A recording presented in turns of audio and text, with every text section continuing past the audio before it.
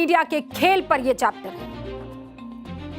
ये जो दिन रात फेसबुक, इंस्टाग्राम आप लोग चलाते हैं, हम भी चलाते हैं, असल में चला तो हम रहे होते हैं, लेकिन इसकी डोर आपको पता है कहां है? इसकी डोर भारत से 12,500 किलोमीटर दूर अमेरिका के कैलिफोर्निया में है। एक कंपनी जिसका नाम है मेटा आज भारत सरकार के आईटी विभाग के मंत्री अश्विनी वैष्णव के सामने इसी मेटा के अधिकारी माफी मांगने के लिए पहुंचे। ये माफी मेटा ने, आपको पता है, अपनी हरकतों के लिए मांगी है। और हरकत क्या? मेटा के सीईओ मार्क जकरबर्ग ने भारत सरकार से अपनी माफी में कहा है कि वो सीसैम यानी child sexual abuse material, content, deep fake और तमाम गलतियों को मानता है। इस माफी के साथ जो बड़ी बात मेटा ने कबूल की है वो ये है कि एक तरह के कंटेंट को बूस्ट करने के लिए बड़ी मात्रा में पैसा लगाया गया। फिर दोहराऊं, एक तरह के कंटेंट को पुश करने के लिए पैसा लगाया गया। कई ऐसे कंटेंट को प्रमोट किया गया जो गैर कानूनी है। पैसा लेकर कंटेंट को ऐसे प्रमोट किया गया कि टारगेटेड दर्शकों तक पहुंचे, यानी पैसे का इन्वॉल्वमेंट था। फेसबुक से प्रधानमंत्री का वीडियो हटाया गया, यह आप सब जानते हैं। इसके लिए मेटा ने माफी मांग ली है। यह भी बता दिया कि पैसों के दम पर लोगों को भ्रमित किया गया। तो क्या यह जो अचानक इंस्टाग्राम रील्स में प्रदर्शन के वीडियो की भरमार हो गई थी, वो कोई आम लोगों का बनाया वीडियो नहीं था? सबके पीछे क्या पैसों का खेल था? अब आप कहेंगे मैडम सोशल मीडिया से कोई क्या इतना बड़ा आंदोलन खड़ा हो जाता है?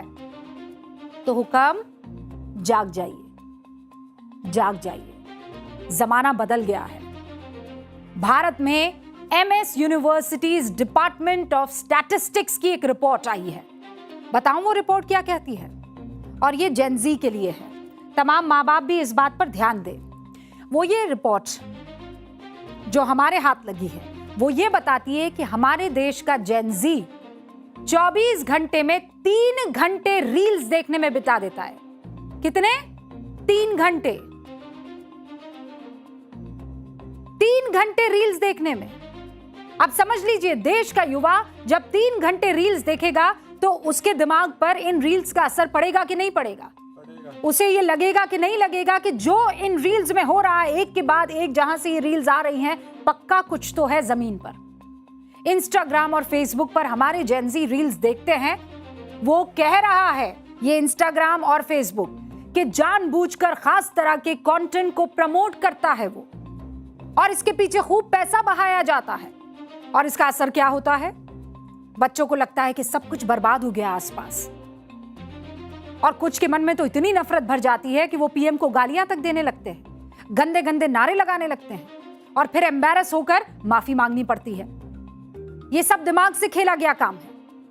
हमने आपको 25 जुलाई को जब आंदोलन वापस हो गया था, याद है ना, शनिवार का वो दिन, तब हमने चेतन भगत से बात की थी। तमाम जो रेगुलर व्यूअर्स हैं वो ये बात जानते हैं। चेतन भगत से जो पहला सवाल हमने पूछा था वो क्या पूछा था कि आप इस आंदोलन का और इस जीत का श्रेय किसे देंगे? जवाब याद है आप में से किसी को? नहीं। हमने पूछा था इस आंदोलन का श्रेय किसे देंगे? जवाब क्या दिया चेतन भगत ने, आप सुनिए। इसका देना चाहिए मार्क जकरबर्ग को, जिसने इंस्टाग्राम बनाया है या खरीदा था। फेसबुक क्या, इंस्टाग्राम किसी और का ऐप था, इंस्टाग्राम फेसबुक ने खरीदा था, क्योंकि इंस्टाग्राम की बड़े यूनिक फीचर है। एक तो ये कि जितना इसमें ऊट पटांग चीज होती है ना रूबिका जी, उतना वो चलता है। 25 तारीख की बात है, आज क्या है? 5 अगस्त। चेतन भगत युवाओं की किताब लिखते हैं। हालांकि बहुत से लोग कहते हैं कि अब ये युवा नहीं है, लेकिन युवाओं के ब्रेन को बहुत अच्छे से समझते, उनकी समझ को बहुत अच्छे से समझते। यही वजह है ना, उन्होंने कह दिया कि मार्क जकरबर्ग को आप इसका शुक्रिया अदा कीजिए।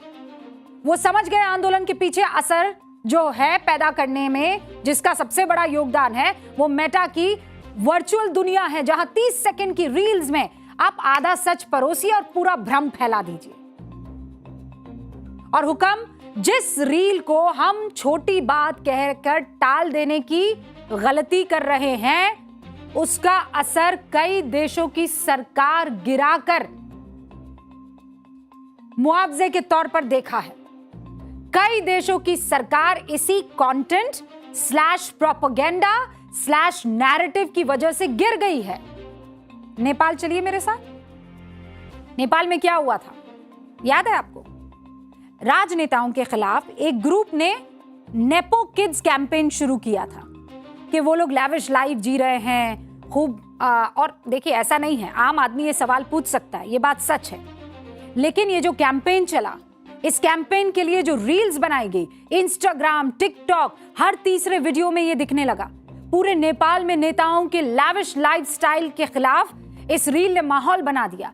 ना किसी रैली की जरूरत पड़ी, ना पोस्टर, ना बैनर की जरूरत पड़ी, और हंगामा। नतीजा, सरकार ने सोशल मीडिया पर बैन लगाया। नतीजा, नेपाल में जेनजी सड़कों पर आ गई। सोशल मीडिया पोस्ट देखकर पहले से गुस्से में भरे बच्चे सरकारी कार्यालयों में आग लगाने पहुंच गए। नेपाल का पूरा सिस्टम कोलैप्स हो गया। अब एक रिसर्च आपको बताती हूं, और आज बहुत सारी रिसर्च आपके सामने आएगी ताकि आप समझ सके कि ये जो आपको रील्स दिखती है ना आपके अलग अलग सोशल मीडिया प्लेटफॉर्म पर, इसके पीछे का सच क्या है। एमनेस्टी इंटरनेशनल की 17 फरवरी 2025 को एक रिपोर्ट जारी हुई। इस रिपोर्ट का हेडर है Meta's new content policies risk fueling more mass violence and genocide. ये तो अंग्रेजी था, अब हिंदी समझा देती हूं। मेटा की नई कंटेंट पॉलिसी से बड़े पैमाने पर हिंसा और नरसंहार को बढ़ावा मिलने का खतरा है, ये रिपोर्ट का शीर्षक है। इस रिपोर्ट में क्या कहा गया? ये कहा गया कि मेटा के एल्गोरिदम ऐसे खतरनाक कंटेंट को ज्यादा बढ़ावा देते हैं जिससे नफरत फैलाने वाली बातें, गलत जानकारी और नस्लीय हिंसा भड़काने वाला कंटेंट शामिल हो, नेगेटिविटी पहुंचे। और ये सब सिर्फ इसलिए किया जाता है ताकि यूजर, जब आप एक कोई चीज नेगेटिव देखते हैं तो आपका दिमाग उससे कहीं ना कहीं एकदम फौरन अटैच हो जाता है, कनेक्ट हो जाता है। आप बार बार उसके बारे में सोचने लगते हैं, और अगर आपने उसे कुछ सेकंड ज्यादा देख लिया तो फिर आपके रील में वैसा ही कंटेंट आने लगता है, और जितना आप उसे देखेंगे उतना इस कंपनी का फायदा और मुनाफा। एमनेस्टी इंटरनेशनल की एक और रिपोर्ट बांग्लादेश को लेकर, हेडर क्या है देख लीजिए आप।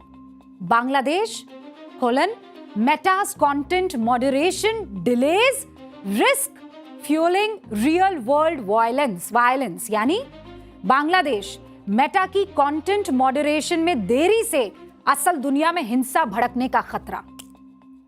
इसमें क्या कहा गया इस रिपोर्ट में, जानना चाहते हैं? इसमें कहा गया है बांग्लादेश की हिंसा के वक्त ऑनलाइन में खतरनाक कंटेंट की बढ़ोतरी देखी गई। इसमें कुछ कंटेंट बांग्लादेश के बाहर से भी फैलाया जा रहा था, यानी बांग्लादेश में तख्ता पलट का रिश्ता भी इसी ऑनलाइन खेल की तरफ इशारा कर रहा है। ये तो सिर्फ एक रिपोर्ट है। The London school of economics and political science ने भी मेटा के खेल पर एक रिपोर्ट जारी की है। अब तक कितनी रिपोर्ट आपको मैंने बता दी है? 3 रिपोर्ट। 23 जनवरी 2025 को एक और रिपोर्ट आई। इसका हेडर क्या है? The myth of Meta's free speech places democracy at risk. अब यहां बहुत महत्वपूर्ण चीज है, डेमोक्रेसी। इस दुनिया की सबसे बड़ी डेमोक्रेसी कौन सी है? Bharat. Meta's free speech places democracy at risk, इसी रिपोर्ट में बताया गया है। फेसबुक पर सिर्फ 10 इन्फ्लुएंशियल अकाउंट का पोस्ट होता है और जलवायु परिवर्तन वाले कंटेंट का 69% इंटरैक्शन बन जाता है। कितना है? आंकड़ा क्या दिया मैंने आपको? 10 इन्फ्लुएंशियल अकाउंट क्लाइमेट चेंज पर अगर कुछ कह दे तो लगभग 70% इंटरैक्शन बन जाएगा सोसाइटी में। सिर्फ 10% लोग 70% डिसाइड कर लेंगे कि आप लोग क्या देखेंगे और क्या सोचेंगे। यानी 10 पावरफुल लोगों ने अगर चाहा तो पूरा नैरेटिव बदल कर रख देंगे। और यही काम करता है वो कैस्केडिंग इफेक्ट। याद आया कैस्केडिंग इफेक्ट? कल हमने आपको न्यूज की पाठशाला में बताया था। यही वो झलक है। कल की क्लास का रिवीजन एक बार फिर करवा देती हूं। पैसे के दम पर आपके बच्चों के दिमाग को कंट्रोल कैसे किया जा रहा है फिर समझ लीजिए। इस बात का अंदेशा कई नेताओं को था। कांग्रेस के इमरान मसूद यहां आए थे, टाइम्स नाउ नव भारत के स्टूडियो और इनफैक्ट न्यूज़ रूम में। तब उनसे हमने पूछा था कि वो अनशन किया था वांगचुक जी ने तो उनके खिलाफ बोला, फिर उनसे कहा कि अरे आंदोलन बड़े लेवल पर हो रहा था